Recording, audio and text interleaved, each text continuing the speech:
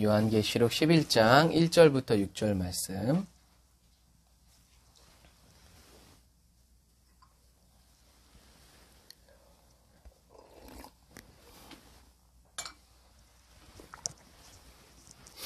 요한계시록 11장 1절부터 6절 말씀. 제가 읽겠습니다. 요한계시록 11장 1절부터 6절 말씀. 또 내게 지팡이 같은 갈대를 주며 말하기를, 일어나서 하나님의 성전과 제단과 그 안에서 경배하는 자들을 청량하되 성전 밖 마당은 청량하지 말고 그냥 두라. 이것을 이방인에게 주었은즉 저희가 거룩한 성을 42달 동안 짓밟으리라. 내가 나의 두 증인에게 권세를 주리니 저희가 굵은 베옷을 입고 1260일을 예언하리라. 이는 이 땅의 주 앞에 섰는 두 감람나무와 두 촛대니 만일 누구든지 저희를 해하고자 한즉 저희 입에서 불이 나서 그 원수를 소멸할지니 누구든지 해하려 하면 반드시 이와 같이 죽임을 당하리라. 저희가 권세를 가지고 하늘을 닫아 그 예언을 하는 날 동안 비 오지 못하게 하고, 또 권세를 가지고 물을 변하여 피 되게 하고 아무 때든지 원하는 대로 여러 가지 재앙으로 땅을 치리로다. 아멘. 자,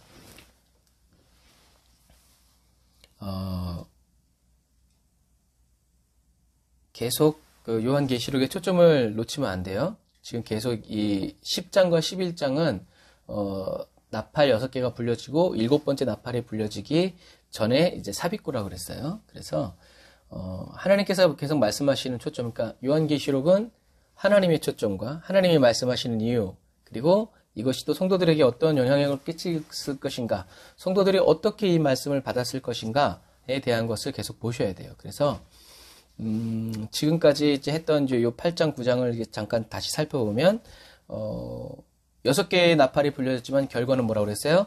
아무도 회개하지 않는다는 얘기예요. 이것을 통해서 우리가 알 수 있는 건 뭐예요? 사람은 자연 재앙이나 재해를 통해서 회개하지 않는다라는 얘기예요. 적응의 동물이기 때문에 아무리 어려워도 어려운 그것을 어떻게 해요? 팔자소관으로 받아들이거나 적응해 나가요. 그게 문제예요. 적응이 안 되어야 하나님께 기도할 텐데 적응이 되니까. 그래서 아까도 말씀드렸죠. 하나님이 이 삽입구를, 요한계시록을 성도들에게 주신 이유, 말씀하시는 그 이유가 뭘까를 생각해야 돼. 그냥 이렇게 문자적으로 재앙이 있다 이렇게만 하면 하나님의 속마음을 알기가 어려워요. 그래서 6개의 나팔이 불려졌지만 결과는 아무도 회개하지 않는다라는 얘기죠. 그래서 인간은 자연재앙이나 어려움 때문에 회개하지 않는다는 거예요. 그러니까 저와 여러분들이 예수님을 믿는다는 건 뭐예요? 큰 은혜인 거예요. 아무리 어려움을 당해도요, 정신 못 차려요, 인간은요. 더군다나 눈에 보이지 않는 하나님을 어려움 때문에 믿게 된다고요? 아니요, 정말 어려워요. 그래서 질병이라든가 이런 어려움을 통해서 하나님을 만난 사람들은 진짜 큰 은혜를 받은 사람이고, 그런 거 없이 하나님을 믿은 사람들은 더 큰 은혜를 받은 거죠. 그게 저와 여러분으로부터 시작된 것이 아니라 하나님이 선택해서 불러내어 주셨기 때문이라는 거죠. 그래서 인간이 얼마나 악독하고 질긴지 하나님도 알고 계셨죠. 뭐라고 그러셨어요? 거지 나사로와 부자의 비유를 통해서 거지 나사로가 이제 아브라함의 품에 올려가니까 부자가 지옥불에서 괴로워하다가 나를 보내서, 아니면 나를 안 보내주겠거든, 저 거지 나사로를 보내서 우리 형제들에게 복음을 전해 주십시오. 그랬을 때 하나님의 말씀 뭐였어요? 복음 전하는 자들이 그들 가운데 있다. 그들의 말을 듣고 회개해야 된다. 믿어야 된다. 네가 살아서 돌아간다고, 누군가 살아서 돌아간다고 해서 그 사람들이 믿지 않는다라고 이야기하시죠. 이것처럼 마찬가지예요. 그래서 회개는 언제? 하나님의 말씀이 선포되어졌을 때 그 말씀이 내게 어떻게 해요? 은혜가 되고 내게 큰 깨우침이 되어서 깨우침이 될 때 어떻게 해요? 저와 여러분들은 회개한다라는 거예요. 은혜죠. 그러니까 회개한다라는 건 그냥 성령님의 은혜 없이 회개하는 나라가 있죠. 어떤 나라예요? 공산주의. 자아 비판. 내가 잘못한 거를 다 까발려서 내가 이렇게 앞으로의 삶을 똑바로 살겠다라는 각오를 보이죠. 자아 비판하면서 행복한 사람이 있을까요? 그렇지 않아요. 하지만 성령님 은혜를 주시면 아, 하나님이 날 이렇게 사랑하시는구나 깨닫게 되면서 행복해서 회개하게 되죠. 그런 부분과 마찬가지예요. 욥도 귀로만 들었던 하나님을 어떻게 해요? 눈으로 직접 보게 되면서 진짜 회개가 나왔어요. 뭐라고요? 내가 진짜 나는 무식하고 무지한 말을 하는 사람입니다. 성경은 뭐라고 했어요? 욥이 굉장히 지혜롭고 굉장히 슬기로운 사람이라고 얘기하고 있죠. 그럼에도 불구하고 하나님을 만났을 때 이 나의 한계와 나의 부족함이 그대로 드러나는 거예요. 하지만 어떻게 해요? 행복한 거죠. 왜? 하나님이 나를 사랑하시니까. 나와 함께 계시기 때문에. 그것과 똑같아요. 그래서 욥도 귀로만 들었던 하나님을 눈으로 보면서 참 회개해서 어떻게 해요? 정금과 같이 되었죠. 자기가 말했던 것처럼 진짜 정금이 되어서 그 이후로는 어떤 시험에도 유혹에도 흔들리지 않고 하나님을 신뢰하면서 나아갔죠. 그래서 이 욥과 똑같은 시대 사람이 누구라고요? 아브라함. 그러니까 아브라함한테는 하나님이 욥을 들어서 가나안 땅으로 보내지 아니하시고 이 욥을 들어서 예수님의 후대를 만드신 것이 아니라 그냥 다윗신을 섬기는 제사장의 아들을 불러내어서 예수님의 믿음의 계보로 만드신다는 것이 아브라함한테 뭐예요? 은혜였다는 거예요. 이거 똑같아요. 은혜 아니면 우리는 살아갈 수 없어요. 그래서 하나님은 지금도 누가 나를 위해 갈고 하나님은 말씀대로 하면 탄식이 나고 눈물 나고 깊은 한숨이 쉬어져도 바보라고 차라리 죽어버리라고 이런 소리를 든다 할지라도 어떻게 해요? 하나님의 말씀을 품고 떠날 사람, 누군가에게 찾아갈 사람, 하나님이 먹여주신 그대로 말해줄 사람을 찾고 계신다는 거죠. 그래서 사도 요한은 힘센 천사의 손에 들려진 작은 두루마리를 받아 먹었고요. 속에서는 쓰리고 아프고 괴로웠지만 어떻게 해요? 다시 예언해야 했죠. 그래서 오늘 11장은 사도 요한이 이 하나님의 말씀을 받아 먹고 다시 예언했을 때 어떤 결과가 벌어질 건지, 초대교회 성도들이 사도 요한이 전해준 이 말씀을 꿀같이 받아 먹고 나서 속이 쓰리고 눈물 나고 피가 나고 괴롭고 힘들어도 다시 하나님의 말씀대로 천국 복음을 외치고 회개하라고 외쳤을 때 어떤 일이 일어날 것인지를 하나님이 성도들에게 가르쳐 주신 거예요. 그게 11장 1절부터 이어지는 말씀이에요. 그래서 이렇게 저와 여러분들이 요한계시록을 읽을 때 이렇게 맥락을 물고 가야 길을 잃어버리잖아요. 안 그러면 맨날 알 수도 없는 이런 형상에 이제 매어서 공포에 질리게 되죠. 그래서 아까 우리가 이제 얘기했는데 하나님이 왜 이런 말씀을 하셨을까? 그거는요, 이렇게 약간 좀 머리를 굴려보면 알 수 있어요. 하나님이 이렇게 말씀하신 이유는 사도 요한이 초대교회 성도들이 이 말씀이 떨어지는 시대 상황 때문에 그래요. 이 시대는 어떤 시대예요? 하나님의 말씀을 전하면 나는 그리스도인이다. 예수님만이 그리스도다. 예수님만이 나의 왕이시다. 라고 말하면 어떻게 되는 시대예요? 잡아와서 죽임을 당하거나 감옥에 갇히거나 재산 몰수 이런 시대였어요. 그래서 자연스럽게 우리는 뭘 생각할 수 있어요? 초대교회 성도들이 뭐라고 기도했을까요? 하나님 지진을 일으켜서 저것들을 다 무너뜨려 주십시오. 마른 하늘하게 날벼락을 내려서 저것들을 다 없이해 주십시오. 주의 백성들이 고난당하는 것을 주님 돌아보시지 않습니까? 엘리야 시대에 그랬던 것처럼 하나님 하늘에서 불을 내려주십시오. 소돔과 고모라처럼 하나님 불을 내려주십시오. 노아 홍수 때처럼 하나님 물을 내려주십시오. 막 그렇게 기도했어요. 왜요? 그 정의로운 기도니까. 그런데 하나님은 어떻게 해요? 아무리 그런 재앙과 재난이 일어나도 회개한다, 안 한다? 안 한다. 언제 회개하냐? 누군가가 가서 복음을 전할 때 그들이 듣고 회개할 수 있다. 너희들이 그 일을 해주어야 한다라고 얘기하시는 거니까 무슨 얘기인지 아시겠죠? 그러니까 이거는 하나님의 일방적인 선언이 아니라 그 시대 살고 있는 그리고 잃어버린 한 영혼을 찾기 위한 하나님의 마음이. 그런데 성도들은 뭘 기도하고 있어요? 지진이 나서 저것들을 다 없애요. 왜? 그 땅에 지진이 많이 일어나는 땅이니까. 삼손처럼 다 파묻어주세요. 아마 그런 기도하는 사람이 있을 거예요. 지금도 우리 좌파, 우파 어떻게 기도해요? 다 막 그렇게 기도하잖아요. 너무나 살벌하게. 아마 그렇게 기도하고 있는 그러한 초대교회 성도들에게 하나님이 하나님의 마음을 알려주시는 거예요. 야, 아무리 재앙이 내가 그거 할 줄 모르냐? 나도 몇 번 해봤지. 그런다고 아무도 회개하지 않더라. 그런데 회개할 때는 언제 회개하느냐? 하나님의 말씀이 선포되어질 때. 그래야 하나님의 말씀이 선포되어져야 어떻게 해요? 그 말씀을 누군가가 듣게 되고 그 사람의 말씀을 복음을 듣게 될 때 어떻게 해요? 성령님이 역사하셔서 회개하게 만들고 하나님의 사람으로 살아가게 그래서 성경은 이야기하고 있잖아요. 주님이 뭐라고요? 보내심을 받지 않았는데 누가 가겠냐? 가지 않는데 누가 듣겠냐? 듣지 않는데 누가 믿겠냐? 결국엔 뭐예요? 하나님은 보낼 사람을 찾는다는 거예요. 누가 이 하나님의 탄탄과 탄식에 반응해서 주여 제가 여기 있습니다. 나를 보내십시오. 라고 할 것인가? 주님은 그것이 누가? 너희들이 되어야 한다. 왜? 너희들은 하나님의 말씀을 받았기 때문에. 그리고 또 하나님은 그렇게 하나님의 마음을 가지고 갈 사람을 찾고 있기 때문에 라는 얘기예요. 그래서 하나님이 마지막 시대에요. 하나님의 은혜와 능력으로 유명해지고자 하는 또 유명해진 그리스도인을 찾지 않으시고 빛도 없이 이름 없이 잠잠히 그리스도의 증인으로 쓰임받기 원하는 그리스도인들을 어떻게 해요? 찾고 계신다. 오늘도 하나님이 날 깨우실 때 아골 골짝 빈들에도 복음 들고 가오리다. 좋다 이거죠. 이렇게 주님께 발견되어지고 찾아내어지는 그리스도인들이 다 되시기를 주님의 이름으로 축복합니다. 하나님이 그 일을 하시면서 오늘 사도 요한에게 보여주신 환상은 뭐예요? 하나의 자였어요. 자.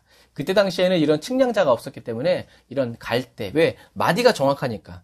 갈대 같은 거. 그래서 이 갈대라는 말은 뭐예요? 이 갈대의 껍질 가지고 뭘 만들었어요? 파피루스를 만들었죠. 그러니까 결국엔 이 갈대라는 것은 이제 하나님의 말씀, 뭐 이제 그런 의미인데 중요한 건 이 장대를 가지고 이 갈대를 가지고 뭘 하고 있냐면 청량, 재고 있단 말이에요.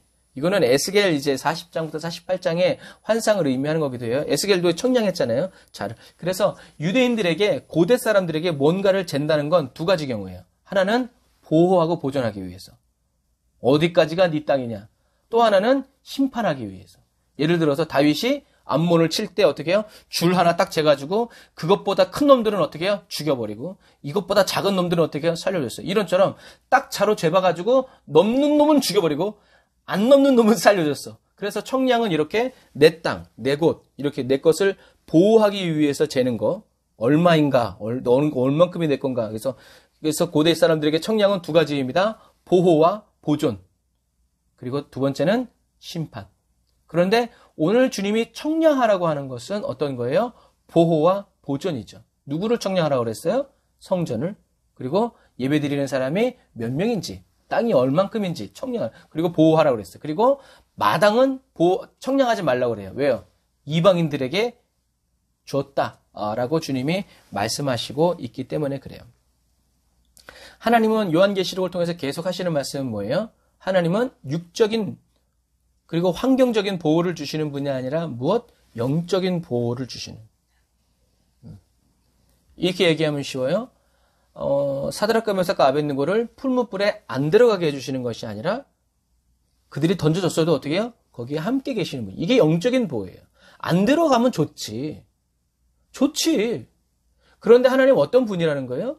던져졌어도 거기서도 보호하시는 분이라는 얘기예요. 다니엘의 사적을 안 던져주면 좋지. 좋죠. 그런데 하나님 어떤 분? 던져졌어도 거기에도 계시는 분이라는 얘기. 이런 의미예요. 이런 의미. 하나님은 그리스도인이 하나님의 구원에서 떨어져 나가지 않도록 어떻게 해요? 끝까지 붙잡고 계신 분이라는 거죠. 그래서 어려움이 다가올 때 지혜로운 그리스도인은 뭐라고 얘기하냐면 하나님께 영적인 보호를 구해요. 왜 나에게 이런 일이 일어났어요? 하지 않고 나로 하여금 바다의 위를 걷게 하시든가 아니면 바다를 갈라주시겠네? 아니면 거기서 죽는다고 하더라도 하나님 나와 함께 계시지? 이렇게 하면서 어떻게 해요? 풍랑을 잔잔케 해소서가 아니라 주 나를 놓지 마소서가 된다는 얘기. 이 두 가지는 약간 비슷한 것 같아요. 풍랑을 잔잔케 해주십시오. 그러나 주님이 원하시는 건 하나님이 원하시는 건 뭐였어요? 풍랑을 잔잔케 하는 것이 아니라 누구? 그 풍랑도 밟고 오시는 분이 계시다. 그분과 어떻게 해요? 함께 하면 된다. 그러면 흔들리고 배가 깨져서 죽을 것만 같아도 죽는다, 안 죽는다? 안 죽는다. 마침내 건너편에 간다. 누구? 하나님을 예배할 한 사람. 거라사 광인을 찾기 위해서. 한 영혼을 위해서 사명자는 죽지 않는다라고 얘기하잖아요. 이것처럼 저와 여러분들은 어려움이 닥쳤을 때 그 어려움을 잔잔케 해달라고 문제를 해결해달라고 기도하는 사람이 되면 안 되고 어떤 사람 문제 가운데에서도 환난 중에도 주 나의 왕이라고 볼 수 있는 이런 믿음의 눈을 열고 하나님을 찬양하는 사람이 돼야 된다는 그때 하나님의 영광을 받으신다라는 그것을 꼭 기억하시기를 바랍니다. 그래서 마지막 시대를 살아가는 저와 여러분들은 무슨 일을 만나든지 두려워 말고 세상을 이기셨다는 예수님의 말씀을 믿어야 돼요. 그 다윗처럼 주님은 나의 피난처시고 나의 피할 바위시고 산성이시고 요새라고 고백하잖아요. 왜 그랬어요? 답은 하나예요. 환경이 어려워서가 아니라 하나님이 다윗에게 야, 나는 너의 피난처야. 나는 너의 요새야. 난 너의 피할 바위야. 난 너의 도움이야. 환난 날에 나의 이름을 불러. 내가 너를 구해주마. 라고 하셨기 때문에 다윗이 하나님께 주는 나의 피난처시 외치는 거지, 그런 말도 안 했는데 자기가 필요하고 자기가 어려우니까 주님 나를 도와주마, 그래가지고 미사 여구를 동원해서 한 기도가 아니라는 얘기예요. 왜요?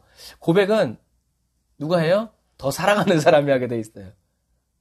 여러분 이것을 잘 기억하세요. 고백은 누가 하는 거예요? 더 사랑하는 사람. 남자니까 하고, 아니에요. 여자라도 더 사랑하면 어떻게 해요? 고백하게 돼 있어요. 하나님은 저와 여러분들이 뭘 잘할 때마다 말씀을 툭툭 던져주시는 분이 아니에요. 하나님은 저와 여러분들 너무나 사랑하셔서 24시간 수다를 떨고 싶으신 분이에요. 그러니까 그런 것처럼 그러니까 다윗에겐 그게 은혜가 되는 거라. 자기가 그렇게 멋있게 말해서 응답하신 게 아니라 하나님이 먼저 뭘 기도해야 될지를 하나님과의 그 관계 속에서 다 말을 해주니까 인자가 무엇이간데 주께서 나를 생각하시며 나를 이렇게 권고하십니까? 라고 말할 수밖에 없는 이유가 바로 그러니, 어떻게 하늘의 하나님이 인간인 나에게 내가 너의 피할 바위가 되어주마, 산성이 되어주마, 내가 너를 사랑한다라고 말할까? 그런 부분과 마찬가지. 그래서 저와 여러분들은 어렵고 힘들 때, 그때는 언제다 하나님이 나의 보호자 되시고 피난처이심을 고백하고 주님께로 갈 수 있는 가장 좋은 시기라는 것을 여러분 기억하시기를 바랍니다. 그래서 하나님과 세상을 겸하여 섬기는 자는 주님께 뭔가를 받으려고 생각지도 말아야 돼요. 왜? 받아봐야 또 누구한테 뺏겨버려요. 지키지 못해요. 요동함이 없는 그리스도인 다 되시기를 주님의 이름으로 축복합니다. 자, 사도 요한은 먼저 무엇을 쟀냐 하면, 오늘의 이게 함의예요. 중요한 함축적인 의미예요. 하나님의 성전, 그리고 제단, 그리고 그 안에서 경배하는 사람들, 세 사람을 제하했어요. 그래서 이 하나님의 성전은 하나님의 전체 성전이 아니라 제사장만이 들어가는 성소를 의미해요. 그러니까 저와 여러분들이 어떤 의미에서 맨날 성전문을 지나서 번제단하고 피를 씻는 물두멍에서만 신앙생활하면 천국 못 갈 수도 있어요. 왜요? 하나님은 예수님을 믿고 죄사함을 받고 성령 세례를 받은 사람이 어떻게 해요? 이제 성소 안으로 들어와서 하나님의 말씀의 떡을 먹고 성령의 빛 안에서 기도하는 사람, 그리고 번제단에서 주님의 임재를 경험하는 사람, 이 사람들을 제시지 이 성소 밖에 있는 마당은 제시지 않아요. 그러니까 주여 주여 막 살다가도 버림받는 이유가 바로 그러한 이유예요. 죄사함을 받았으면 어떻게 해야 돼요? 이제 하나님 나라의 백성으로 살아가야 돼요. 먹었으면 뭐예요? 일해야 돼요. 그런데 먹었음에도 불구하고 또 여전히 먹고 있음에도 불구하고 일하지 않는 사람은 게으르고 악한 종이 될 수 있다는 얘기예요. 그래서 하나님은 하나님의 성소를, 거룩한 삶을 살아가고 있는 사람들을 재요. 그래서 이 성소는 곧 누구를 얘기하는 거냐면 교회와 그리스도인을 얘기해요. 그래서 고린도전서 3장 16절에 하나님의 성령이 너희 안에 너희를 성전 삼고 계시지 않냐, 그런 구절이 성경에 여러 번 나와 있어요. 그래서 이 하늘나라의 성전은 곧 빛된 삶을 살고 있는, 성령 충만 받고 성령님과 동행하여 살고 있는 그리스도인, 그리고 그리스도인들의 공동체를 의미한다라고 보는 것이 굉장히 제일 좋고요. 이 제단은 이제 계속 나오지만 성도들의 기도가 계속 올라가고 있는지 그 기도의 깊이를 재라는 거고, 그 안에서 경배하는 자들은 결국엔 예배드리는 사람들의 숫자를 세어라 라는 의미죠. 다시 말해서 청량하라는 말은 그 사람들의 영적인 믿음의 상태를 어떻게 해요? 재어보라는 거예요. 기준이 뭐겠어요? 성령과 진리의 말씀. 그러니까 기도에서 성령 충만 받지 않고 말씀을 읽고 묵상해서 말씀 충만을 받지 않은 사람은 하나님의 청량에 합격한다 못한다? 못한다. 메네메네 되게 이루버리신 벨사살 왕처럼 내가 너를 달아보았는데도 안 되니까 어떻게 하나님은 그리고 다루왕 딱 세워진다면, 하나님이 저와 여러분들의 뭐를? 믿음을.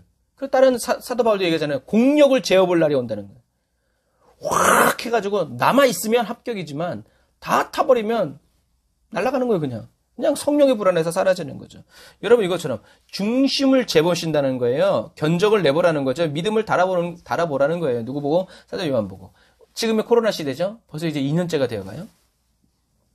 교회도 문을 닫고. 그래서 오늘 아침에도 어떤 집사님이 어떤 학생이 이제 전도돼가지고 교회 가려고 그러는데 교회 예배 몇 시에요? 그랬더니 오늘은 온라인 예배 드려.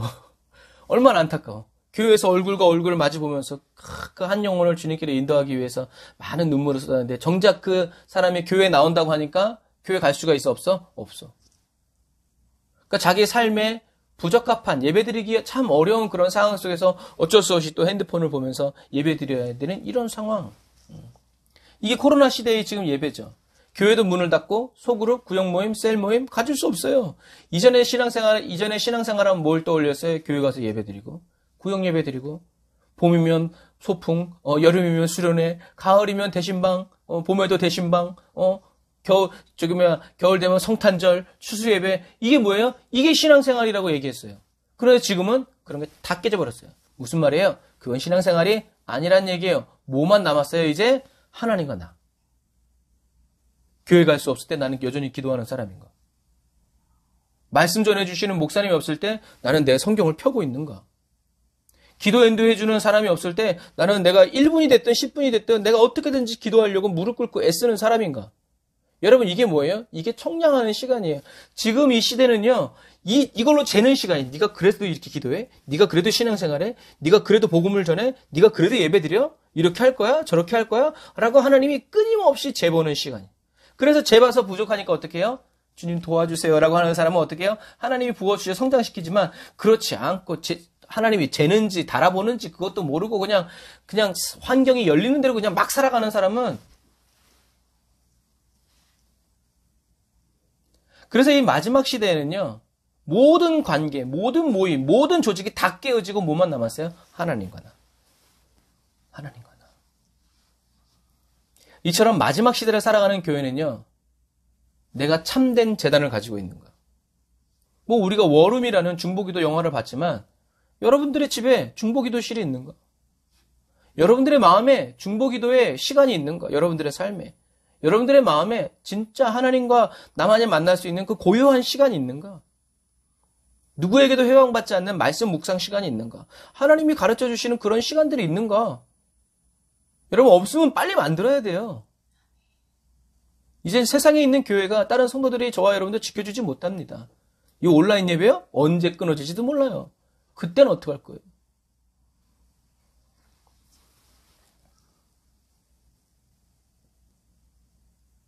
교회 갈 수가 없고 말씀 전해주시는 목사님이 없고 내 마음을 살펴줄 전도사님, 권사님이 없을 때 여러분 나는 여전히 그리스도인일 수 있을까? 점검해 봐야 돼요. 견적이 안 나오고요. 견적을 낼 줄도 모른다면 낭패당할 거고요. 그날에 주님께 들을 말은 이 게으르고 악한 종아. 이 개 할 때 벌써 날아갔을 거라 아마. 그 말 끝까지도 못 들을 거라 아마. 하나님은 믿음을 달아보신다는 분이라는 것을 기억하세요. 얄짤이란 말이 없어요. 아까 다윗의 얘기를 했던 것처럼 딱 재가지고 넘어가면 죽는 겨 그냥. 하나님의 기준은 그날에. 그래서 저와 여러분들 어떻게 해요? 저와 여러분들의 교회가 예수 중심의 교회인지 점검해 봐야 돼요. 예수님이 하나님의 입에서 나오는 모든 말씀으로 살고 죽고자 했던 것처럼 저와 여러분들의 교회가 정말 하나님의 말씀에 바로 서서 살아도 주를 위해 죽어도 주를 위해 무엇을 먹든지 마시든지 주님의 영광을 위해서 하는 교회인지 점검해 봐야 되고 저와 여러분들의 교회가 이러한 교회가 되기를 주님의 이름으로 축복합니다. 그리고 저와 여러분들의 교회가 성령과 진리의 말씀으로 예배를 드리고 있는지를 하나님께 영광을 올려드리고 있는지 아니면 자기가 그냥 영광을 받고 있는지 예배드리고 있는 성도들이 복음에 합당한 삶을 살고 있는지 무엇으로 청량해 봐야 돼요? 하나님의 말씀으로 청량해 봐야 돼요. 그냥 교회만 나와주셔도 감사 안 돼요. 결국엔 여러분 하나님께서 사도 요한에게 성전과 제단을 재어보고 그 안에서 예배드리는 사람들의 숫자를 세라는 것은 하나님의 마지막 날에 하나님의 보호와 은혜를 받을 자와 그렇지 못할 자를 어떻게 해요? 가려내라는 거예요. 이렇게 생각해 보세요. 어떤 사람은 똑같은 지금 여기서 우리가 같이 예배를 드리면서 어떤 사람들은 지성소에서 하나님께 예배드리는 사람도 있지만 어떤 사람은 저 마당 밖에서 딴 생각하고 막 이렇게 하면서 그런 사람들이 있을 수 있어요. 그런 사람들이 진짜 예배하는 사람이라고 할 수 있냐는 거죠. 뭐 쉽게 예를 들어서 뭐 교회에 오늘 2부 예배 끝난 다음에 1시부터 뭐 이제 여선교회 중심으로 바자회가 있습니다. 그러면요. 성도들은 다 어디에 관심 가 있어? 바자회에 관심 가 있어. 부침개 냄새가 솔솔 올라오죠. 어떤 제품이 있을까? 내가 빨리 가서 사야 되는데 어떤 집사님이 그거 내놓는다고 그랬는데 이게 성령과 진리의 말씀으로 드리는 예배냐는 거죠. 그럼 마지막 시대는 그런 바자회 하다가도 어떻게 집어쳐버려야 돼요. 왜? 성도들이 예배에 집중할 수 있도록. 그러니까 예를 들어서 이런 얘기들이에요. 알곡과 가라지로 양과 염소로 잘하고 있으면 칭찬을 받을 것이지만 그렇지 않다면 어떻게 해요? 회개하고 주님의 도우심을 입어야 된다. 기회 지나가기 전에 그래서 예수님을 믿어야 돼요. 자, 그래서 두 번째 예수님은 사도 요한에게 2절에 성전 바깥들은 재지 마라. 그대로 둬라. 그것은 이방인들에게 내어준 것이다. 그들은 42달 동안 거룩한 성을 짓밟을 것이다. 그러니까 성전 바깥들은 어디예요? 불신자들이죠. 그리고 이 이방인, 그 성전 바깥들을 짓밟는 사람들은 누구예요? 사단의 종들이죠. 앞에 6가지 환상을 생각하시면 돼요. 환난과 핍박이 동시에 일어나지만 하나님의 청량에서 재어진 사람들은 어디에 있어요? 하나님의 성소 안에서 어떻게 해요? 하나님의 보호를 받고 있다는 거죠. 여러분, 동시에 일어나는 거예요. 저와 여러분들은 세상 사람들과 불신자들과 똑같이 환난과 핍박을 당합니다. 그런데 우리는 보호받죠. 어떤 보호? 영적인 보호를 받는다는 거죠. 그래서 주었은즉이라는 말은 결국엔 이 일을 주관하시는 분이 누구라는 거예요? 하나님이라는 거예요. 하나님이 주셨다는 얘기죠. 그래서 42달 동안 짓밟힐 거룩한 성은 교회를 가리키는 것이 맞아요. 그래서 왜냐하면 주님이 계속 교회가 핍박당할 걸 얘기하기 때문에 그래서 사명 있는 자는 죽지 않죠. 예수님도 말씀하셨잖아요. 선지자가 예루살렘 밖에서 죽는 일이 없다. 왜요? 예루살렘에서 죽기로 했으니까. 그런 거예요. 그래서 사명자는 사명을 감당하도록 주님이 어떻게 해요? 끝까지 보호하신다는 거죠. 사도 바울에게도 그랬잖아요. 네가 많은 해를 당해도 어떻게 해요? 끝까지 복음을 전하려야 하리라. 내가 너를 지킨다. 그 말 듣고 그 말 듣고 이제 사도 바울은 또 배에서 복음을 전하고 하나님을 자랑하죠. 이런 부분과 마찬가지. 자, 그래서 이 42달은 다니엘서 7장 9장을 반영한 거예요. 42달. 무슨 말이에요? 이것이 재앙이 얼마나 남았습니까? 그러니까 한 때와 두 때와 반 때가 남았다. 이게 뭐라 그랬어요? 3년 반. 한 때, 두 때, 반. 3년 반. 그래서 이 3년 반이 몇 달이에요? 42달. 날짜로 치자면 1260일. 그래서 이 한때, 두때, 반 때는 이 안티오쿠스 에피파네스가 유대 지역을 핍박한 그 시기라고도 이렇게 말을 해요. 그 말이 그렇게 이루어진 거다. 그런데 오늘 이 본문에서는 거룩한 성에 대한 박해, 그리고 3절에서 두 증인이 박해를 받는 시간이기도 하고요. 요한계시록 12장 6절 한번 가보세요. 여러분 눈으로 찾아보세요. 요한계시록 12장 6절에 보면 그 여자가 광야로 도망하며 거기서 1260일 동안 저를 양육하기 위하여 하나님이 예비하신 곳이 있더라. 그러니까 1260일은 뭐예요? 그 여인이 양육받는 시간이고 14절, 12장 14절 보면 그 여자가 큰 독수리와 두 날개를 받아 광야 자기 곳으로 날아가서 거기서 그 뱀의 낯을 피하여 한 때와 두 때와 반 때를 양육받으매 똑같이 1260일, 42달이에요. 그러니까 이 42달이라는 이 공통된 시간 안에 어떤 시간이 양육받고 보호받고 하나님의 복음을 전하고 예언하는 그런 시간. 다른 사람들은 그 42달에 3년 반 동안 사단에게 짓밟히고 막 그냥 막 왁자지껄하는 그런 시간이 동시에 벌어진다는 거죠. 그리고 13장 5절에도 보세요. 계시록 13장 5절에도 또 짐승이 큰 말과 참람된 말하는 입을 받고 또 42달 일할 권세를 받느니라. 그러니까 13장 5절에는 짐승이 자기 마음대로 하도록 하나님이 권세를 허락해 준 거예요. 네 마음대로 해봐.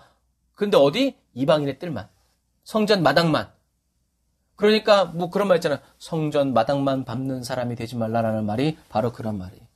진짜 주님께 마음을 쏟아놓고 정말 주님을 만나고 돌아가기 위해서 간절히 기도해야 되고 온라인에서 예배드리는 것도 그냥 뭐 이렇게 보지 말고 정말 마음과 뜻을 다해서 그렇게 하지 않으면 성전 마당만 밟고 가게 될 확률이 어떻게 해요? 놀랍게 크다라는 지성소 안으로 못 들어가요. 좁은 문 거기 들어가야 됩니다. 그래서 1260일은 1개월을 30일로 나누면 42달이 된다. 그래서 이 42달은 7년 환란의 대환란의 반인 3년 반이 되므로 결국엔 이 42달은 딱 42달이 아니라 어떤 상징의 숫자다?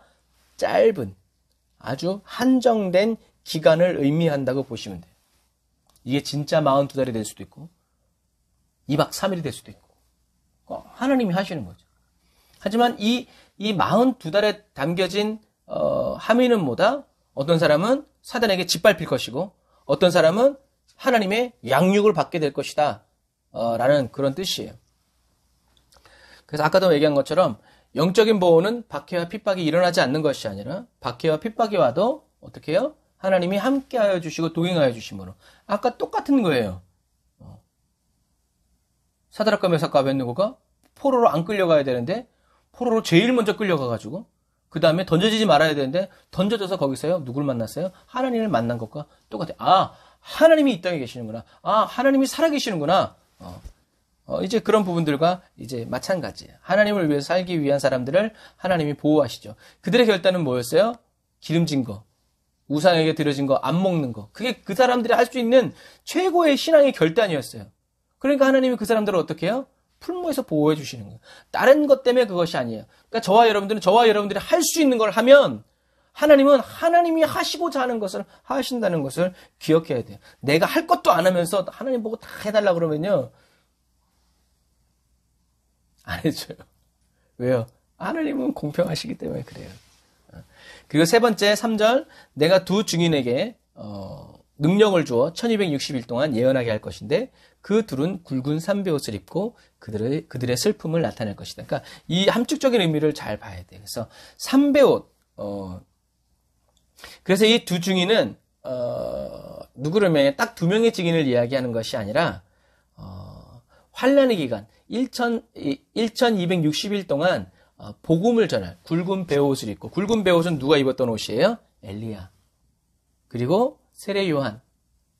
같이 굵은 베옷이라는 건 뭐냐면 지금이야 기술이 좋아서 이렇게 하지만 그때는 막 삐죽삐죽 나와서 그 옷을 입고 있으면 가렵기도 하고 그게 찌르기도 해서 아파. 그래서 선지자들이 그런 옷을 입고 있다는 것은 뭐예요? 깨어있겠다는 얘기. 이렇게 돌아누워도 막 찌르고 저렇게 돌아누워 주고 뭐 이렇게 하니까 어떻게 해요? 깨어있지 않고 그 당시 문화에 잠식되지 않고 나는 계속 깨어서 주님. 그래서 그 사람들이 굵은 베옷을 입고 무엇을 하겠다는 거예요? 회개와 애통. 그러니까 그 사람들이 회개하라 라는 말씀을 선포할 것을 상징하는 거죠. 그래서 어떤 사람은 이 두 증인이 모세와 엘리야라고도 얘기해요. 문자적으로 표현하는. 그건 무슨 말이에요? 천국에서 모세와 엘리야가 다시 내려와서 이 마귀들과 싸운다는 얘기가 되죠. 그러나 하나님은 그렇게 하시지 않아요. 왜냐하면 세례 요한이 누가 왔다고 그랬어요? 엘리야. 그럼 진짜 엘리야가 세례 요한의 모습으로 온 거예요? 아니에요. 엘리야의 심령으로 왔다라고 돼 있어요. 그러니까 엘리야의 정신과 엘리야의 심령으로 세례 요한이 살아가는 거예요. 이것처럼 모세와 엘리야가 아니라 모세와 엘리야. 하나님의 말씀대로 죽으라면 죽고 살려면 사는 그러한 정신과 그러한 각오와 결단을 가지고 어떻게 해요? 죽으면 죽으리라는 각오를 가지고 하나님의 말씀 그대로 그냥 선포하는 그렇게 순종하는 교회가 바로 이 두 증인이라고 보시는 게 좋아요. 근데 왜 또 두 증인이냐? 왜 하필이면 두 명이냐? 성경에 하나님 말씀하셨죠? 뭐라고요? 누군가를 뭘 하려면 고발하려면 몇 명이 있어야 돼요? 두 명이 있어요. 두 명이 똑같은 말을 하면, 두 명이 똑같은 것을 보고 듣고 말하면 이 사람들의 말은 어떻다? 진실한 거다. 그런데 예수님을 막 칠 때, 그래서 성경에 기록된 거예요. 예수님을 막 칠 때 똑같은 증언을 하는 사람이 두 명이 있어 없어? 없어. 다 서로 다른 말 하는 거야. 그러니까 예수님이 죄가 없다는 얘기예요.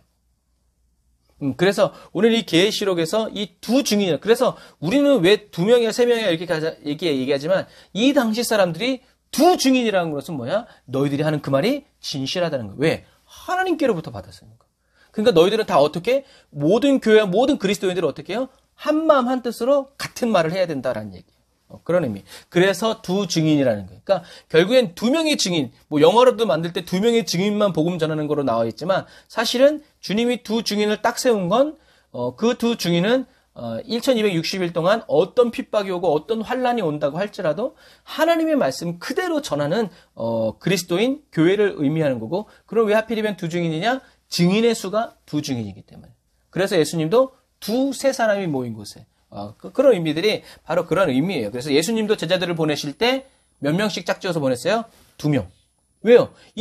왜 하필이면 2명이야? 심심하지 않게? 아니요, 3명도 될 수 있고 4명도 될 수 있어요. 그런데 주님의 제자들을 둘씩 짝지어서 보내신 이유는 그 당시의 사람들이 2명이 똑같이 예수님은 그리스도이십니다, 예수님은 당신을 살리십니다 라고 말하면 그 사람들이 하는 말은 뭐다? 진실이라는 얘기죠. 왜? 거짓말하면 날아가니까. 자기의 목숨을 걸고 전한다는 얘기예요. 그러니까 그런 의미에서 이 두 증인이라는 거죠. 그래서 지금 하나님의 말씀을 받아먹은 사도 요한과 또 사도 요한을 통해서 하나님의 말씀을 받아먹은 초대교회 두 증인, 사도 요한과 초대교회, 이 두 증인은 어떻게 해요? 다시 나가서 예언해야 됐어요. 어떤 예언? 예수는 그리스도. 말씀대로 오시고 말씀대로 사시고 말씀대로 죽으신 그 주님은 어떻게 해요? 말씀대로 다시 오실 것입니다. 가이사가 왕이 아니라 예수님이 우리의 영원한 왕이십니다 라고 이야기했어야 된다라는 얘기. 이게 바로 두 증인의 감춰진 함의예요. 그러니까 저와 여러분도 어떻게 해요? 그 두 증인의 속에 들어가야 돼요. 두 증인 속에. 그래서 이 두 증인의 사역이 바로 사람들로 하여금 회개하고 예수님을 믿도록 해서 더 이상 교만하지 않고 겸손히 그리스도를 주로 고백하도록, 주님만 의지하고 살아갈 수 있도록 하는 사역을 할 사람들이다라는 얘기죠. 그런데 이 두 증인을 어떻게 또 확장해요? 구약시대에 두 감람나무, 두 올리브나무와 두 촛대로 어떻게 해요? 확대해서 다시 묘사하는, 그러니까 구약시대 때 있었던 그 환상을 다시 요한계시록에서 해서 어떻게 해요? 이것이 이런 환상이다라는 얘기죠. 그래서 스가랴에서 나온 이 두 감람나무는 기름 부음을 받은 총독 스룹바벨과 제사장인 여호수아를 의미해요. 그러니까 스룹바벨은 정치인이었고 여호수아는 제사장이었어요. 이 두 감람나무와 두 촛대인 사람이 이제 가서 다시 이 예루살렘 재건하고 예배를 회복시킨 거죠. 이거는 상관관계를 의미하는 거예요. 그래서 두 감람나무와 두 촛대가 있는데 여러분 상상을 해보세요. 그러니까 뭐 이렇게 어떻게 들어볼까? 두 개의 촛대가 있어. 그런데 두 감람나무가 있어. 이 감람나무는 올리브 나무인데 올리브 나무에서 뭐가 와요? 이제 한 달쯤 있으면 이제 이거 감람류 겟세마네 동산하면서 해야겠는데, 이 올리브에서 기름이 짜져서 올리브 기름이 어디로 오냐면 두 촛대로 공급돼 가지고 이 두 촛대는 뭐예요? 불을 밝히는 거죠. 그러니까 이 나무는 올리브에서 기름을 짜 가지고 기름을 공급하고, 이 두 촛대는 공급된 기름을 받아서 어떻게 해요? 계속 성전 불을 밝히는 역할을 한다. 그래서 예수님 말씀하셨죠. 그래서 이 기름은 뭐예요? 곧 성령의 능력이에요. 그래서 그 스가랴서에 나오죠. 이는 힘으로도 안 되고 능으로도 안 되고 무엇으로 되느냐? 나의 신으로만 되느니라 라고 딱 못 박아 있어요. 그래서 마지막 시대에 하나님께서 그러니까 두 증인 잡으세요. 두 증인은 누구다? 초대교회 성도들이다. 어떤 초대교회 성도들이냐? 하나님의 말씀을 그대로 회개의 복음을 전하는 사람들이다. 그런데 이 두 증인이 어떤 사람이다? 두 감람나무와 두 촛대와 같은 사람이다. 무슨 말이냐? 이 두 증인처럼 마지막 때에 회개의 복음을 전하는 사람들에게 무엇을 하나님의 성령을 공급해 주시고 제공해 주시고 임재해 주셔서 이들이 어떻게 해요? 세상의 빛과 소금을 어떻게 활활 타오르겠다, 보호해 주시겠다라는 이제 이런 말씀이죠. 그래서 성령의 기름으로 채워진 교회와 그리스도인들은 세상의 빛으로서 예수 그리스도의 빛을 이렇게 바라는 사명을 감당하게 된다라고 얘기죠. 자, 사도행전 10장 38절 보세요. 한번 찾아보세요. 사도행전 10장 38절. 사도행전 10장 38절. 사도행전 10장 38절.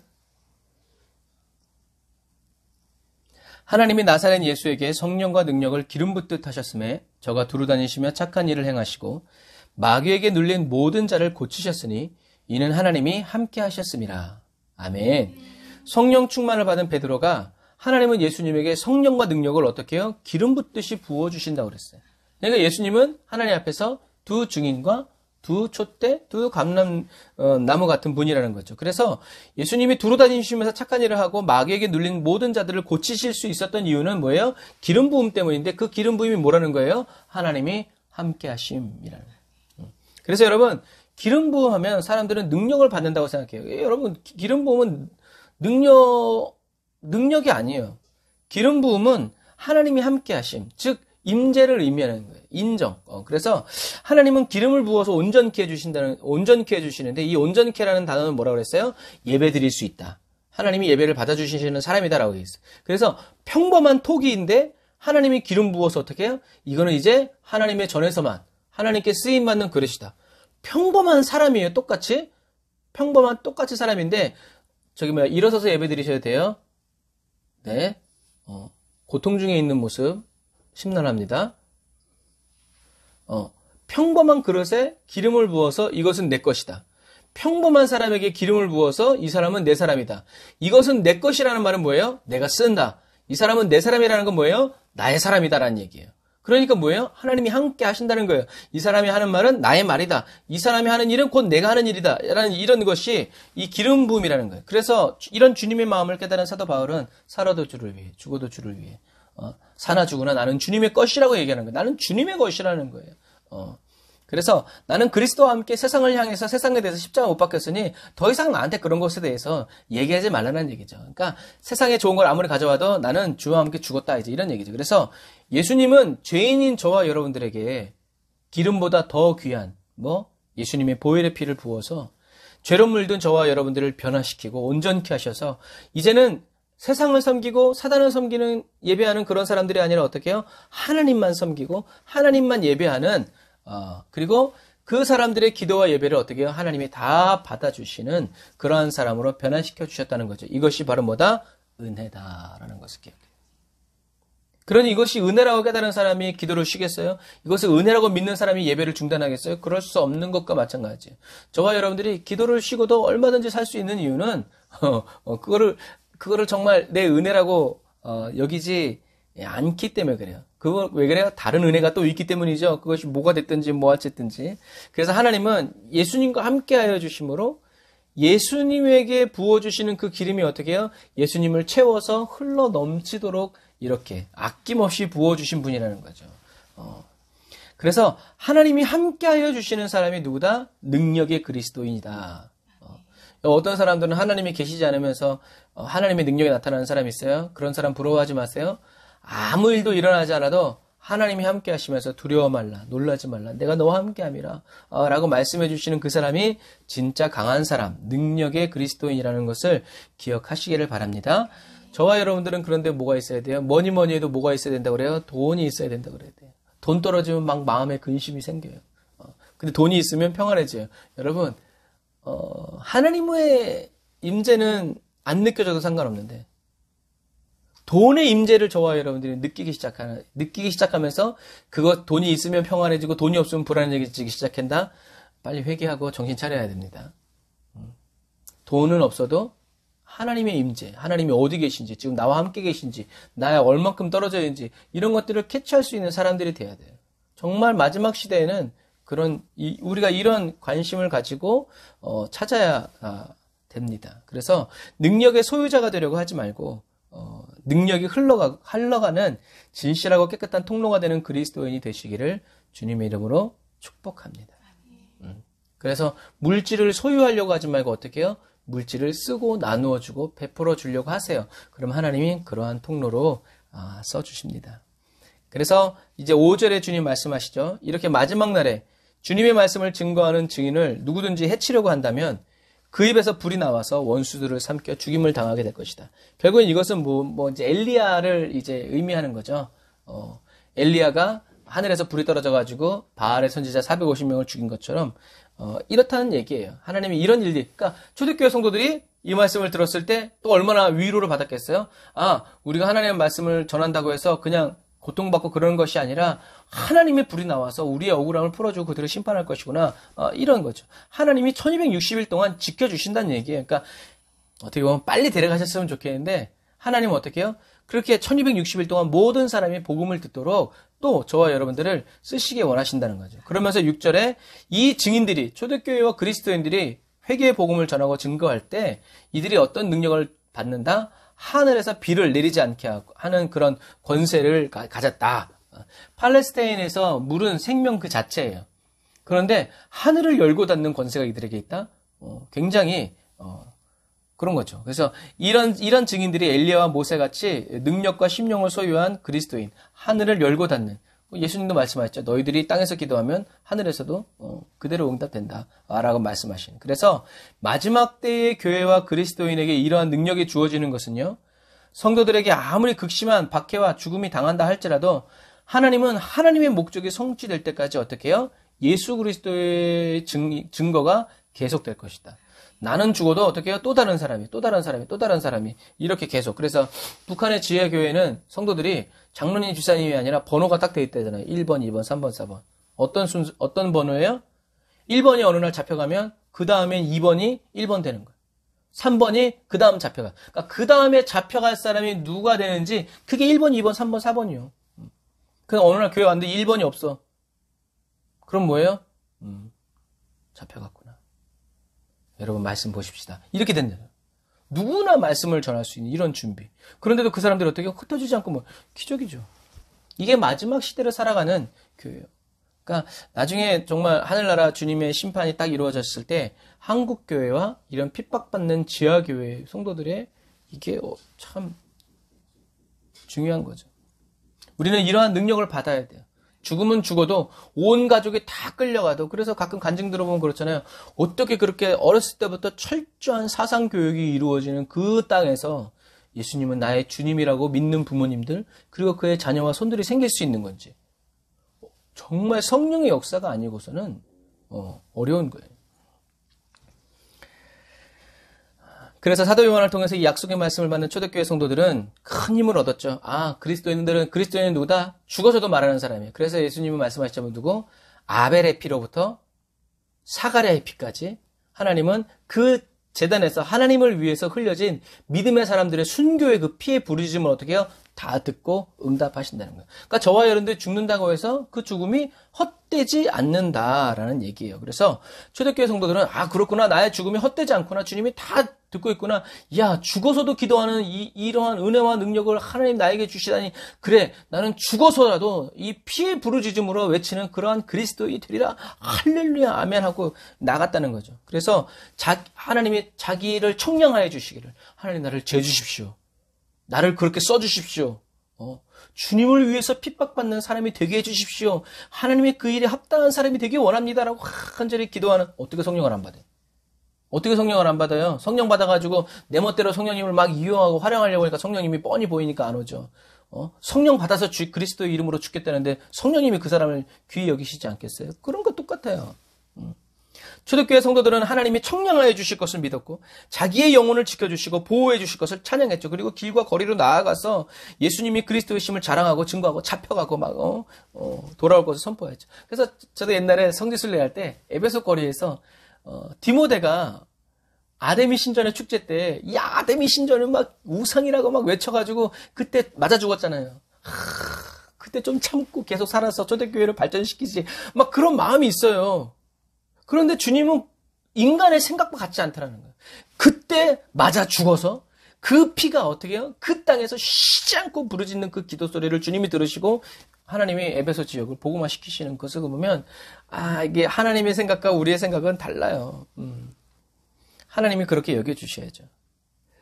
이것처럼 하나님께서는 자기에게 남은 시간이, 그게 하루가 되었든 일주일이 됐든 뭐든 시간이든 자기의 남은 그 시간을 하나님의 말씀을 외쳐야 되는 두 증인의 1260일처럼 여기면서 끝까지 복음을 전하는 증인들, 교회와 그리스도인들에게 무엇을? 성령의 능력을 기름 붓듯이 부어서 세상을 밝히는 빛과 소금으로 사용해 주셨죠.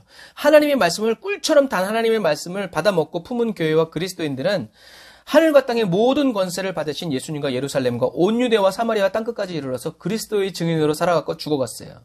하나님의 성령은 순교하는 교회와 그리스도인들을 통해서 마음껏 역사해 주셨고 교회의 부흥은 점점 더 확장되고 가속화되었어요.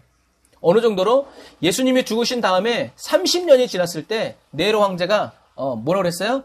이 땅에 기독교인들이 너무 많다고. 무슨 말이에요? 30년, 40년이 지났음에도 불구하고요. 로마에 막 복음의 불길이 막 로마가 다스리는 이 제국에 하나님의 불길이 막 붙어가지고 그리스도인들이 죽여도 나오는 거예요. 죽여도. 무슨 얘기인지 아시겠죠? 이게 그래서 그렇게 그리스도인들을 보이는 족족 잡아 죽였던 로마는요. 300년이 채 가기도 전에 국가 종교가 되거든요. 정치적으로, 종교적으로 이젠 그리스도가 하나님이라는 것을 믿지 않고는 견딜 수 없는 그러한 시간이 되어버렸다는 얘기죠. 그런데 국가 종교가 되었을 때 기독교는 그리스도의 야성을 잃어버리고 말씀을 잃어버리고 세상과 타협하기 시작했고 이방신들과 이단들에게 미혹당해서 진리의 힘을 잃어버리기 시작했죠. 그래서 여러분 다윗 왕은 기도하는 거예요. 뭐라고? 하나님 저의 중심을 늘 감찰해 주세요. 감시해 주세요. 주님이 보셨을 때 주님의 말씀에 합한 것이 아니면 언제든지 나에게 말씀해 달라고 기도하는 거예요. 오늘의 본문으로 보자면 뭐예요? 다윗은 늘 하나님의 청량을 사모했어요. 하나님 앞에 나아가기 전에 자기를 돌아보고 하나님께 기도하기 전에 자기의 중심을 살피면서 그런데 자기가 봤을 때는 자기의 기준을 믿을 수 없으니까 어떻게 해요? 하나님께 감찰해 달라고. 자기의 생각으로는 왜 다윗이 밧세바 그렇게 했을 때 아무도 왕이요 그렇게 하면 안 된다고 얘기 안 했거든요. 왜? 당연하니까 왕이 하고 싶은 대로 하는 거니까. 근데 누구만? 하나님만. 선지자 나단을 보내서 너 그러면 되냐? 그러니까 하나님의 말씀이 아니면 저와 여러분들은요. 이게 죄인지 아닌지 구분이 간다 안 간다? 안 간다. 상황이 급하면 뭐라고 얘기해요? 어쩔 수가 없었어. 여러분 하나님은요. 예수님은 어쩔 수 없어서 죽은 게 아니에요. 그러니까 그리스도인은 어쩔 수 없다는 말을 하면 안 돼. 상황이 그랬으니까 어쩔 수가 없죠. 아니에요, 여러분. 그게 여러분들의 말이 되는 순간 그래 너 어쩔 수 없다. 나도 하나님도 그 어쩔 수 없다. 너를 도와줄 수가 없구나. 그때 돼서 뭐 하나님 나쁘다 그럴 거예요? 아니요. 너도 그랬잖아. 어쩔 수 없다 그랬잖아. 너도. 어쩔 수 없어도 너도 그랬잖아. 나도 어쩔 수가 없구나. 우린 그런 그리스도인이 되면 안 돼요. 다윗은 하나님이 자기의 중심을 다 살펴주시고 청량해 주시는 것. 내가 기도하고 말씀을 보는 것이 결국엔 그것이 나를 지킨다는 것을 알았던 거예요. 지난주에 얘기했던 여호수아도 마찬가지. 하나님 여호수아에게 말씀을 뭐라고요? 주야로 말씀을 묵상해라. 계속 그거를 생각하라는 얘기예요. 그러면 저와 여러분들이 계속 하나님의 말씀을 생각하면 무슨 일이 벌어지냐면 하나님의 말씀이 저와 여러분들의 삶에 의지를 가지기 시작해요. 하나님의 말씀을 의지하게 된단 말이에요. 하나님의 말씀이 저와 여러분들이 살아가는 기준이 된다는 얘기예요. 그런데 하나님의 말씀을 생각하지 않고 자꾸 죄의 법을 생각하면 뭐가 의지를 갖냐면 죄의 법이 의지를 가져. 왜 자꾸 밥을 떠먹여 주니까, 내 시간을 주니까, 내 마음을 주니까, 내 생각을 주니까. 여러분들의 사랑해 보세요. 어떻게 돼요? 내 마음이 그냥 막 가. 내 시간이 막 그 사람 위주로 돌아가. 그게 뭐예요? 의지를 갖는 거예요. 그러니까 어떻게 해요? 서로에게 이렇게 구속되는 거죠. 그런 것과 똑같아요. 하나님의 성전인 저와 여러분들은요, 42개월 동안 핍박을 받고 고난을 받을 것이지만, 받을 거예요. 하지만 저와 여러분들은 그 42개월, 한때, 두때, 반때, 1260일 동안 뭘 해야 돼요? 목숨을 걸고 회개의 복음을 외치고 예수님의 십자가를 전해야 된다는 거죠. 마지막 시대의 우리 교회가 저와 여러분과 또 각 가정이 모세와 엘리야처럼 두 감람나무와 촛대처럼 두 증인처럼 어떻게 해요? 하나님의 능하신 손길 안에서 쓰임받게 되시기를 주님의 이름으로 축복합니다. 비록 복음을 전하여 증거하며 사는 것이 힘이 들고 매일 기도하는 것이, 말씀을 묵상하는 것이 힘겨울지라도 포기하고 내려놓으면 안 돼요. 저와 여러분들은 1260일 동안 계속 쉬지 않고 복음을 전하여 살아가는 교회와 그리스도인이 다 되시기를 주님의 이름으로 축복합니다. 저도 마찬가지예요. 7년 대환란 하면 뭐만 생각했냐면 환란 받을 것만 생각해요. 그런데 오늘 말씀에는 뭐로 되어 있어요? 그래서 3년 반 전환란, 후환란 뭐 이렇게 그런데 3년 반 동안 환란을 어떻게 견딜 생각을 할 게 아니라 오늘 성경에서 우리에게 하시는 정확한 말씀 뭐예요? 42달 동안 너희들은 환란의 종류를 생각하지 말고 묵상하지 말고 뭘 생각해라? 복음을 전할 생각해라.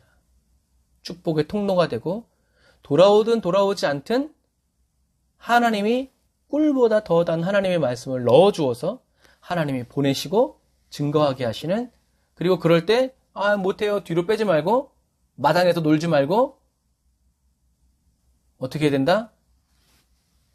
죽으면 죽으리라는 가르고를 가지고 그 3년 반 동안 재앙과 재난이 일어나는, 사단이 판을 치고 저와 여러분들을 핍박하고 못살게 굴고 손가락질하는 죽이진 못하지만 죽을 것만 같은 괴로움을 주는 그 사람들에게 어떻게 해요? 예수는 그리스도 살아계신 하나님의 아들 외치고 전하라.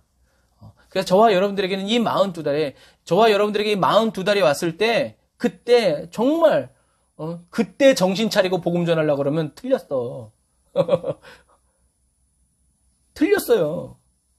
이미 그날에 저기서 오는 것을 보면서 어떻게 해야 돼요? 복음을 전할 준비를 하고, 어디로 뛰어나갈까요? 제가 어디로 갈까요, 주님? 하고 주님의 지시를 기다리는 인내의 그리스도인이 돼야지. 그때 아이고 빨리 그때 막 성경 펴가지고 쓰임 받을 수도 있지만 많은 일에 쓰임 받기는 어려울 수도 있어요. 목숨을 거는 일인데요. 그럼들 기억하셔서 오늘 말씀 제목처럼 1260일 동안 저와 여러분들은 복음을 전하고, 하나님이 들로 산으로 복음을 들고 보내는 저와 여러분들이 다 되시기를 주님의 이름으로 축복합니다. 기도하겠습니다. 아멘. 주님, 3년 반의 대환란이라고 해서 혼란만을 떠올리고 생각했습니다. 그러나 청량받은 그리스도인과 교회를 주님께서 친히 보호해 주실 것을 알지 못했습니다. 이제 오늘 이 말씀을 들은 이후로 저희들에게 3년 반, 1260일, 한때와 두때와 반때는 회개의 복음을 외치고 주님이 오실 길을 예비하는 사명 감당의 시간임을 고백합니다. 환난을 당하는 것이 사명이 아니라 환난 중에도 주님은 나의 왕이시라고 외치는 사명을 부여받았사오니, 그 사명 감당하기 위해서 오늘도 무릎 꿇고 기도하고, 오늘도 하나님의 말씀을 먹어내는, 소화해내는, 속이 쓰리고 아파도 또 먹고, 속이 쓰리고 아파도 다시 먹는 그러한 그리스도인이 되기 원합니다. 환난을 당하고 버티고 이길 생각만 하면 환난이 의지를 갖게 되고 힘을 갖게 돼서 환난이 꼬리에 꼬리를 물고 생각나고 떠오르고 저희들을 두렵게 합니다. 그래서 재산을 갖다 바치라 소리에 재산을 바쳐서라도 그 환난을 면하려고 하고, 모든 걸 바치라는 소리에 손쉽게 바치고 손쉽게 환난에서 벗어나기 위해서 인간은 그렇게 인간의 수단을 씁니다. 그러나 주님이 가시는 길을 따라 회개의 복음을 외칠 생각을 하면 하나님의 말씀에 의지를 갖게 되고, 성령님께서 저희들의 입술을 주장하여 주심을 찬양합니다. 무엇을 전해야 되는지, 어디로 가서 어떻게 전해야 되는지 알게 하여 주심을 체험하게 됩니다.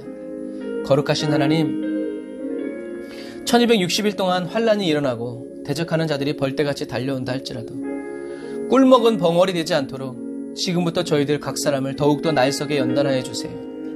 꿀먹은 벙어리로 1260일 동안 살아가지 않고 꿀보다 더 달콤한 하나님의 말씀을 먹은 선포자, 예언자 되게 해주세요. 주님께서 저의 믿음을 재어보실 때 칭찬받고 쓰임받고 또 준비되고 예비되는 거룩한 그리스도인, 거룩한 그리스도인의 가정과 가문이 되게 해주세요. 주여, 저희들의 입을 넓게 여원히 오셔서 채워주시고 정결한 말씀의 그릇이 되게 해주세요. 성령의 기름이 담겨진 향유 옥합이 되게 해주세요. 예수님의 이름으로 기도드립니다. 아멘. 아멘. 우리 나주님의 길을 가리라 합시다. 그 앞에 찬양이요.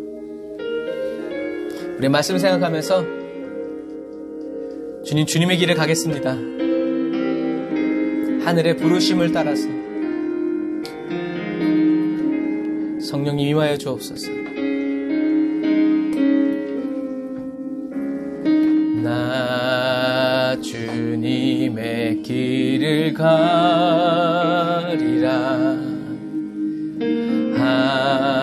하늘의 부르심 따라서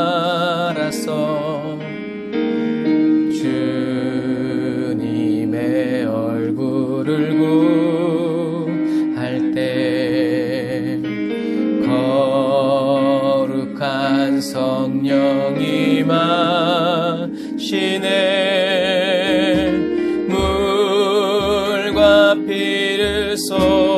부르신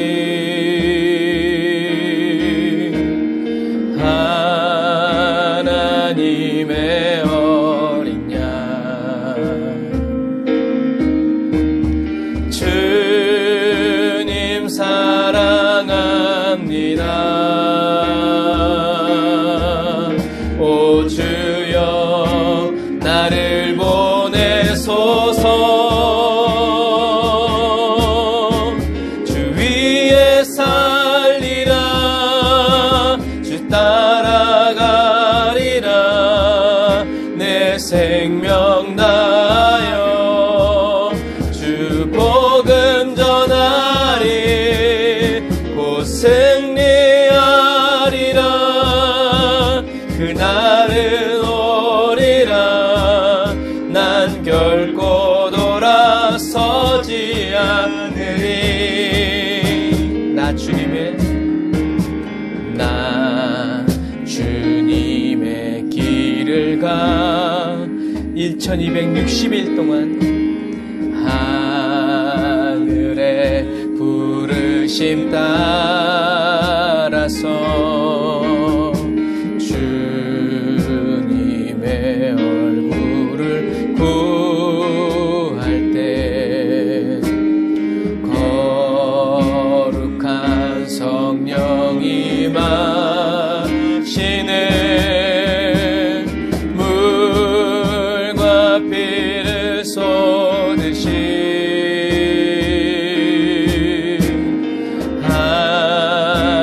하나님의 어린 양, 주님 사랑합니다. 오 주여 나를 보내소서. 주 위에 살리라. 주 따라가리라. 내 생명 다하여 주 복음 전하리. 곧 승리하리라. 그날은 오리라. 난 결코 돌아서지 않으리. 마라나타 마라나타. 아멘. 주 예수여 오시옵소서. 아멘. 마라나타 마라나타. 아멘. 주 예수여 오시옵소서. 마라나타 마라나타 마라나타. 아멘. 주 예수여 오시옵소서. 마라나타 마라나타. 아멘. 주 예수여 오시옵소서. 아멘. 주 예수여 오시옵소서.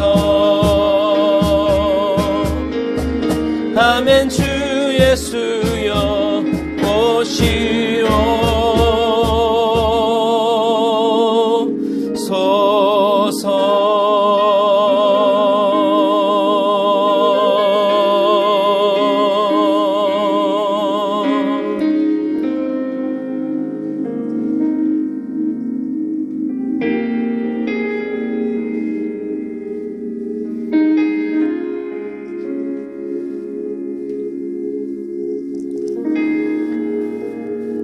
아멘. 주님이 저희들을 청량하고 계심을 감사드립니다. 주님, 저희들의 중심을 달아봐 주세요.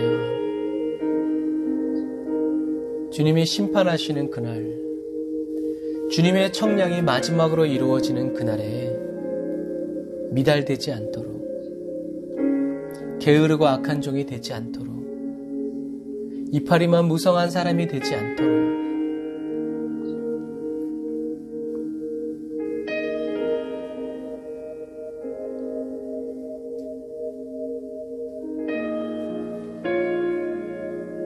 성령님 저희들을 연단하여 주세요. 세상에 저희들을 연단하지 않고 성령님의 연단을 받기 원합니다. 세상의 연단을 받아 세상에 이끌어가는, 세상에 의도하는 대로 되어지는 그리스도인이 아니라 성령님의 연단을 받아 성령님의 의도와 목적과 계획이 그대로 이루어지고 성취되어지는 그리스도인이 되기 원합니다.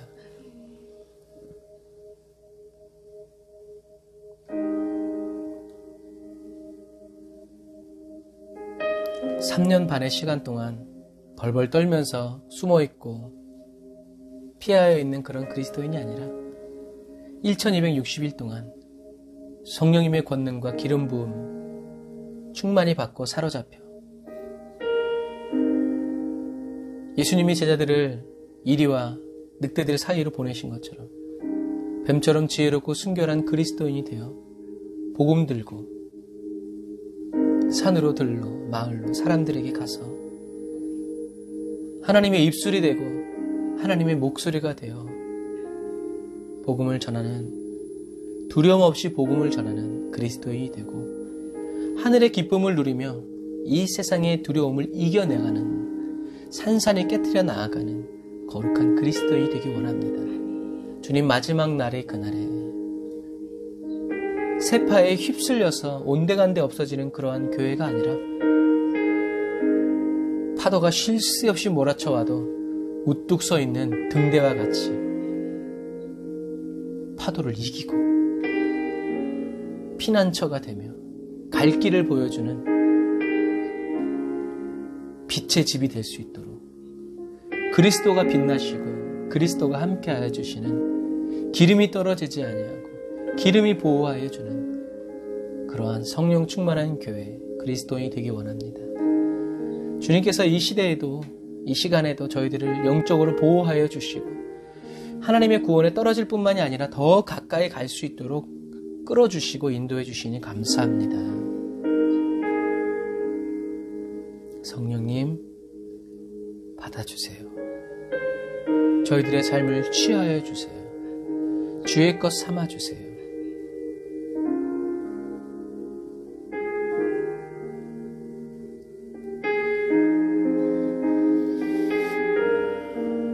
이 시간 저희들이 주님께 드리는 예물 받으시고 주여 저희들의 삶에 물질로 인하여서 어려움 당치 않도록 사명 감당하는 삶을 살아갈 수 있도록 하나님께서 물질을 마음껏 맡기실 수 있는 그러한 정결하고 깨끗한 사람이 되어 주님께 받은 그것을 다시 다 주님께 돌려드릴 수 있는, 하나님의 뜻대로 꾸어주고 나누어주고 베풀어줄 수 있는 그러한 그리스도인이 되게 해주세요. 주님의 은혜와 사랑을 감사드립니다. 주님 도우시고 역사해 주세요.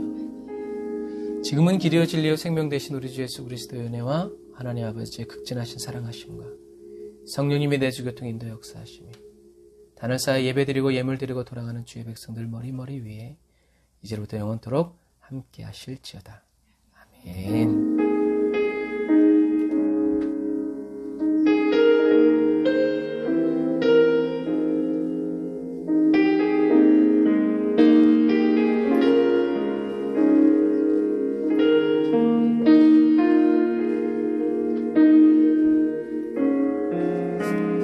아멘. 우리 하나님께 감사의 박수 올리겠습니다.